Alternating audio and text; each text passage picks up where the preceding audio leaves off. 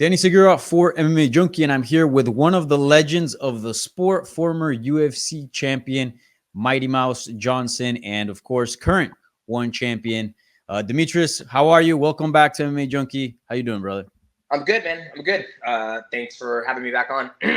No, always a pleasure to talk to you, and it's been a minute, so I wanted to talk to you to get a career update because we haven't chatted in a bit, and also we just saw some big things happen in the UFC's flyweight division at UFC 296 this past Saturday, so wanted to get your opinion on it, especially now that you are a little bit stepping into our world with media. Congrats on the YouTube channel. You're doing great stuff there. We've written some stuff up on the site. First of all, you watched the fight. We were just talking about it a little bit off camera. Your impressions on Alexandre Pantoja and still, what do you think of him as the flyweight champion? I think he's great. I've always had big praises for Alexandre Pantoja. I've always thought he is a dark horse. He's very good grappling. That's his strong suit. He's got a very hard chin, and the fight looked great. Brandon really impressed me. I thought Brandon was just going to get destroyed by Pantoja, but he showed a lot of heart and grit. Very good on his back. I mean, I think that's where he did most of his damage, was on his back and on the feet too. He did a good job. So it was a great fight. I think Alexandre Pantoja is great for the flyweight division, and I can't wait to see who's going to fight next. Yeah, it's going to be very interesting to see who's next. It seems that Brandon Moreno versus Amir Albasi in February, that seems to be like the title eliminator, but there's Manuel Cop around as well. Who do you think is going to end up fighting for the belt, right? You're a bit curious, but do you think it's going to be Albasi Moreno? I have no idea, to be honest with you. Anything can change. You know, there could be a 35er say, I want to come down to 125 and fight. You just never know, to be honest with you, especially with sport and mixed martial arts. Anything can happen, but I'm sure those three guys, Amir and other gentlemen you mentioned, or even Brandon Moreno, could fight for the belt again. Yeah. You got to wait and see. Yeah, most definitely. And since you left the division, there hasn't really been much stability. We've gotten, one title defense, but more often than not, the belt is swapping hands in the weight class. There hasn't been stability. Do you feel like Pantoja can bring that to the division? I think so, yeah. I think he has the full, complete set. I think the only thing that I saw this weekend that I think Brandon could have taken advantage of was he was so focused on defending the takedown and outstriking Pantoja. I don't think you're going to knock out Pantoja. He's got a chin. Yeah. I think if Brandon would have wrestled him, like, okay, I'm going to take the wrestling to you and put you on your back and force you, because that's where it looked like Pantoja was depleting most of his gas tank, is when they were getting that scramble, and then Brandon will get up, and then Brandon will start with the jab and all that stuff. But I think, Pantoja will go back. He'll look at the fight and be, okay, I would like to work on X, Y, and Z. And also he's getting older. He's been fighting for a very, very long time. How much longer do you want to do it? I mean, all these things play a factor in stability and being a champion. Like when I look back when I did it, 11 consecutive title defenses and the finishes, and always try to be a step ahead of my competition. It's a lot of work. It's not just winning the fights. It's also your training, staying healthy, and your mindset. How much longer does he want to do it? I mean, it all boils down to all that stuff. Yeah, obviously there's a lot of factors that go into it. And you kind of mentioned it there, and something that I picked up on your prediction video entering UFC 296 was that you've had your eye on Pantoja for a long time, right? And you guys did overlap in the UFC, not very long. I think it was like 2 or 3 years. But this was a guy that when he entered the Ultimate Fighter, he was the #1 seed. He was pitched as a guy that would end up fighting you. Obviously, it was Tim Elliott instead of him. And then for a long time, it just felt like he didn't really live up to his potential, something that you mentioned on your video. Are you surprised that you two never crossed paths while both of you were in the UFC? No, not at all. Just it's the way of the path to the title goes. Sometimes it's you make it there, sometimes you don't, depending on just the landscape of, you had Henry Cejudo, you had Joseph Benavidez, and you have the other athletes as well. Yeah.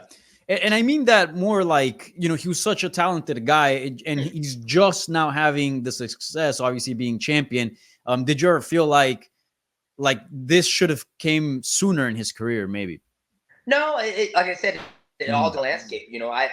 I believe he's had some losses in the UFC. I could be wrong. So all it takes is one loss, and then your marketability, Do people want to see the fight? There's a lot more that goes into play in getting a title shot than just winning fights, right? Yeah. People's title shots are coming off losses nowadays, just because they're very marketable and they're going to sell a lot of tickets. So I think the fact that our paths have never crossed, I don't put a lot of thought process into it. I'm like, hey, it just didn't ever happen.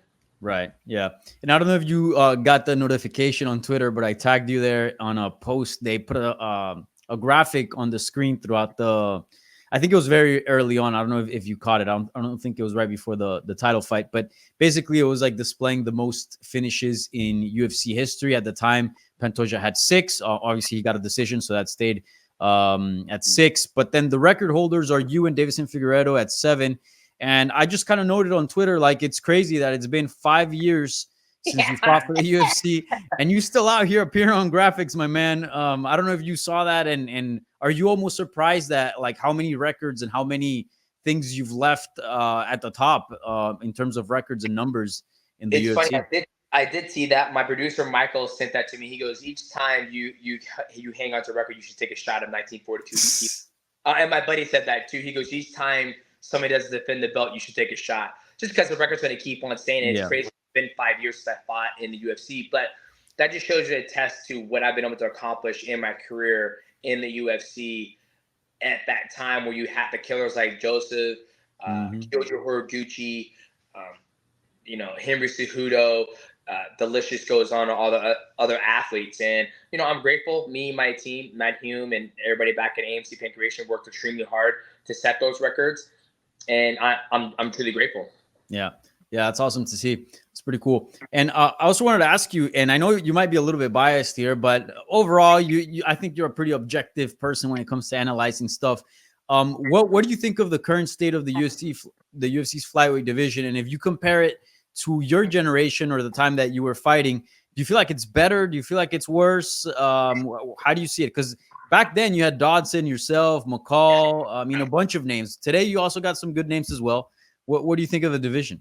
I think I don't think it's worse. I'll never say anything's worse than the time. I think the state of mixed martial arts in general is not like, and it's not like it was in my era, right? You go back to my era, like you say, you had me, Joseph, John Dodson, you had Ian McCall, you had John Baraga, you had Kyoji Horiguchi, you had a lot of athletes. You even had TJ Dillashaw, you had Henry Cejudo, Wilson Hayes, the list just goes on.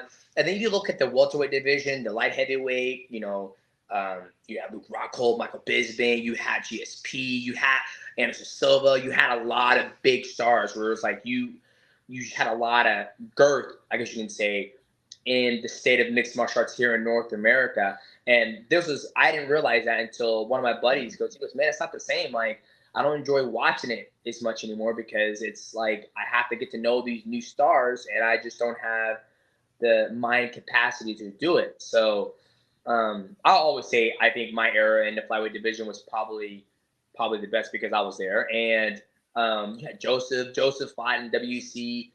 Only people he ever lost to at the point was me and Dominic Cruz. He's fought for the belt in flyweight and bantamweight at WC. You just had John Dodson, which John Dodson's still doing well. He's fighting in Ryzen and he's trying to get an angle fight for Kyoji Horiguchi. You have Sergio Pettis. Now he just lost to Patchy Mix. So you had a very, very stable roster at the flyweight division where even now these guys, I'm a champion in a different division. Sergio's doing well. Kyoji's doing well. So I would say the UFC does not have the best flyweights in the world right now. And that's what a lot of organizations, right? Like a lot of organizations don't have the best athletes in the world under that banner, if that makes sense. Right. And weight classes go through ups and downs, right? Like if we look at 205, I think that's the best example back when like Rampage, Vanderlei, Chuck, Tito, Shogun, Lyoto. You just go down the list. It's pretty good now, but I would say back then it was a banger more back then. It was started. You would look forward to like, is there a light heavyweight fight on there? Because if there is, it's going to be that roster of the bangers you want to see. And then, you're right. It does go through those ups and downs and those valleys. And that's just with the market, the availability of the athlete, any new stars coming up. building the star. It just is what it is. Yeah. By the way, I know this happened a couple weeks ago, but did you see Davison Figueiredo's debut at 35? I did. What'd you think?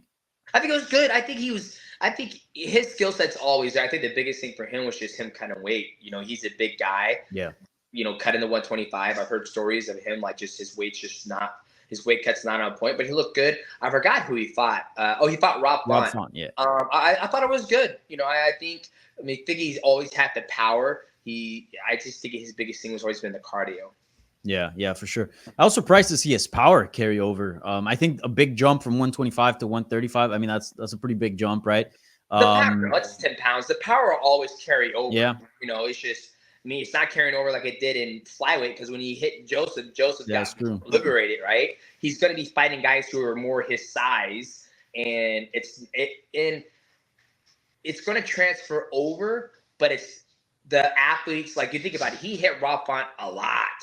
If he hit a flyweight like that, the flyweight probably would have been out, depending on who the flyweight was. But now that he's fighting guys that are more his size, he still has the power. So it's going to take a lot more. The athletes can absorb a lot more damage because they're just bigger, if that makes sense. Yeah, that's true. You think he can be champion at 35, or do you think there's limitations there with the size? You have to fight Sugar Sean O'Malley. No, I think he could. Once again, it comes down to the athlete. Does he want to do it? The health, weight cut. He's no spring chicken. Like my buddy over here today, he goes, dude, I feel like the average age of everybody on this card last night was like mid-30s. He was like, they're like 30 to 35. Yeah, that's true. Yep. He's like, you got to think about that. That time, if I defended my belt 11 consecutive times, I was champion for 2012 to 2018. So that's 6 years. I was doing 3 fights a year, like surgery, 3 fights, banging them out like Izzy was, right? So it's a lot of repetition. Nowadays, you don't see that in an athlete. You just don't see. And if they're 32, 33, 6 years, they're 39 years old. And are they still the champion? So we're in a state right now where you have a lot of older gentlemen, people who are in their prime at 32, 35, fighting, where it's not, I was a champion at 26 years old. So it's a little bit different now.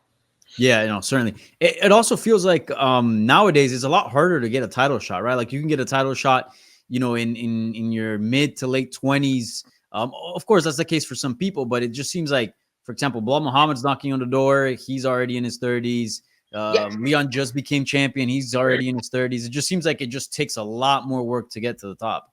Yeah, and that's, like I said, that's all about marketing and the path to the victory, right? That's truly all it is. Yeah, for sure. And let me ask you this. I hope you don't mind the question. Obviously, one championship has treated you very well. You're a champion in that organization, great organization. But you appear still on graphics for the UFC. A lot of people I saw in those comments saying like, "Oh, Demetrious Johnson, I bet if he would go to the UFC, he'd be champion right now." Do you ever let your mind wander about what if I'd still be in the UFC? How would I fare against, in this case, a Pantoja? I think I'll be okay, to be honest with you, just because I'm athletic. I have a great team behind me. I'm still training. I'm still learning. I've been focusing more on my grappling and jiu-jitsu. And for me, it's, once again, do I want to do it? Do I want to get punched in the head? Do I want to go through all the aches and pains? That's what it comes down to. Can I still and move? Ooh, I can still move, right? It just comes down. Is it something that Demetrious wants to do? I always tell myself, you have to build your brand, build businesses. That way, when I'm 37, 38, 39, I'm not like, man, I can't wait for my next fight.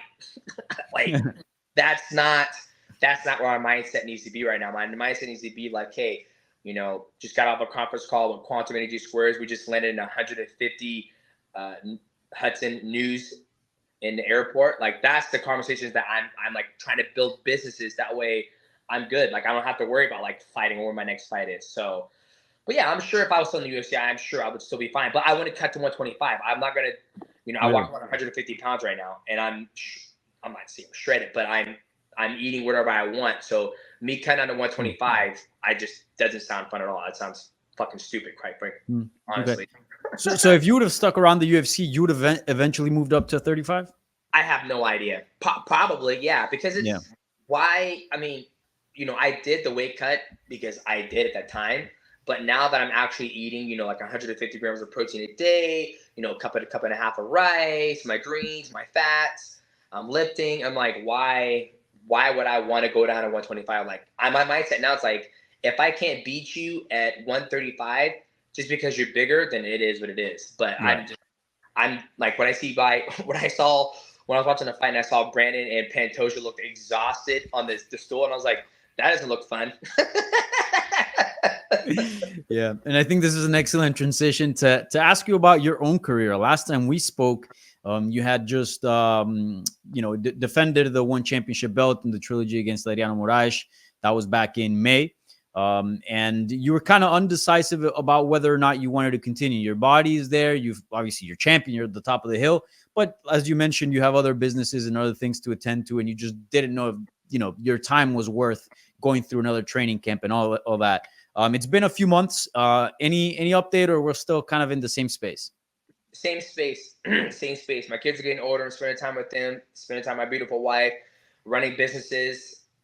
Once we get off this interview, I got another business call. So I'm focused on like the stuff I can do after I'm done fighting.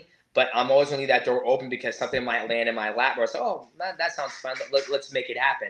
So we're still training, still staying fresh and learning more in the gi and jiu-jitsu. But we'll see. Yeah.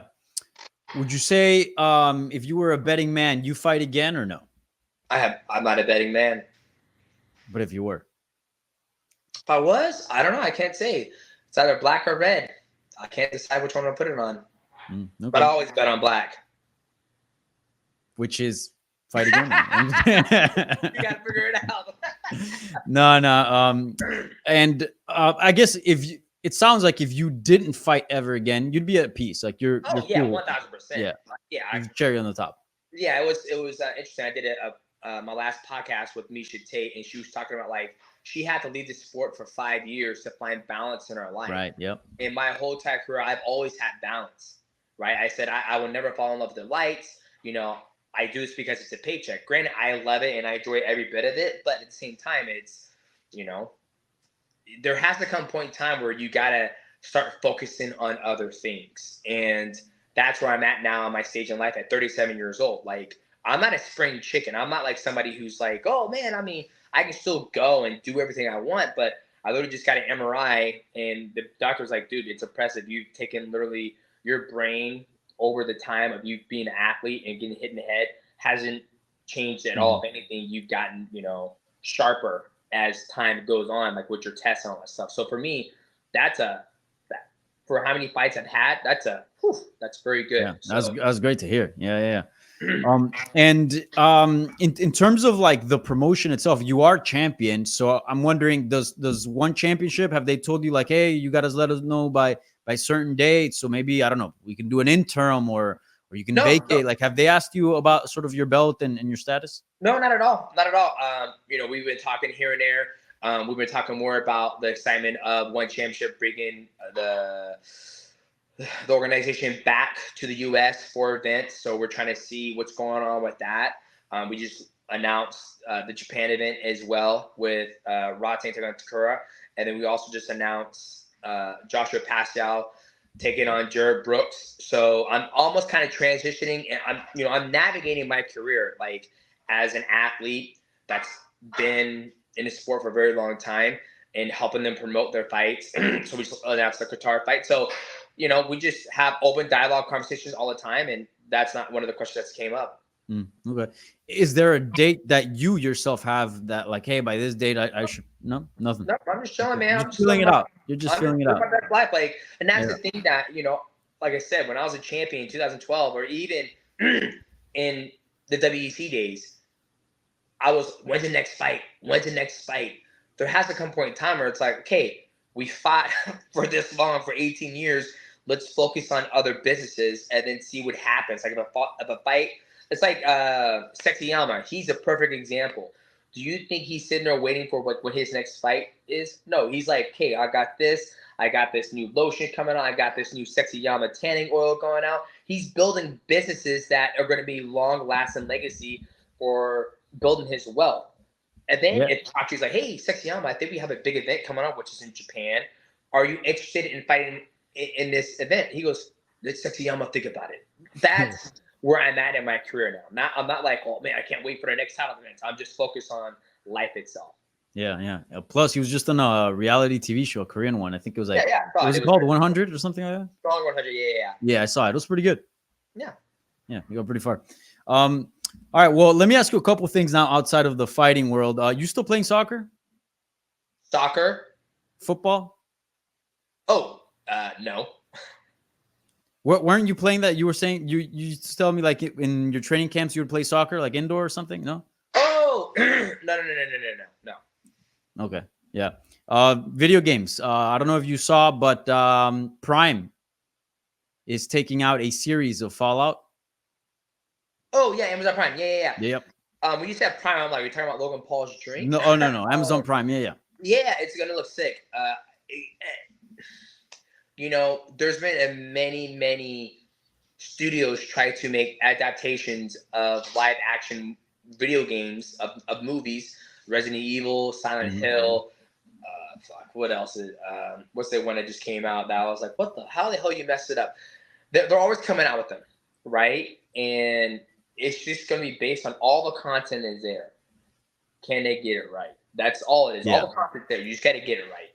I saw a trailer. It looked pretty promising. And the story, I always thought like, man, a show about this or a movie would be amazing. I mean, post-apocalyptic films have its own, following. I think the video game would be, a success, but we'll see. Yeah, we'll see. Yeah, and it all comes down, like, Amazon Prime is pretty good. They're pretty rated R. Like, The Boys is pretty rated R, right? Like, if you take, Eastbound and Down. If you take Eastbound and Down, that, I don't know if you've ever seen that show. It's pretty raunchy. It would not fly in today's society, right? You're making, gay jokes. You're making slur jokes. You're making all types of jokes, which is it's hilarious comedy. Back in like early 2000s, it was great. So you look at The Boys, you would never see that type of content of a guy jumping in a guy's penis and getting big and blowing him up. You just would not see that back in 2000. So Amazon Prime, HBO, they did The Last of Us. It's kind of rated R. They they have no holds barred. Like, they're their own creators. They can do whatever they want. So if they go in it with that mindset, like, hey guys, like, we're gonna have this type of scene that's not okay for CBS or 213 Fox, but it is what it is. It's post-apocalyptic. This is something that can happen. We're going to run it and see what happens. So once again, it's like, are you going to cater more to like what would truly happen in a post-apocalyptic time or not? Right. Yeah. Hopefully they don't mess it up, because Fallout is my favorite video game of all time. So fingers crossed. That would be a bad one, but yeah, we'll see. All right, DJ. Well, I appreciate the time. Anything you want to pitch? Any projects, stuff on your YouTube channel? Anything you want to let the people from MMA Junkie know? Yeah, absolutely. Thank you guys so much for checking out the YouTube channel. If you haven't, do yourself a favor, go check it out. It's Mighty Gaming. We got an amazing team. The producer, Michael Wandover, our thumbnail artist, Med, the social media guy, Nick and Sammy. We're just trying to do the best to create the best content for you guys. And check out the Instagram, Mighty, and I believe Twitter is Mighty Mouse. And appreciate you guys. And make sure you guys check out One Championship's upcoming fights. January, Rate taking on Takura. And you also have the Qatar event where Jared Brooks is defending his belt against Joshua Pascal.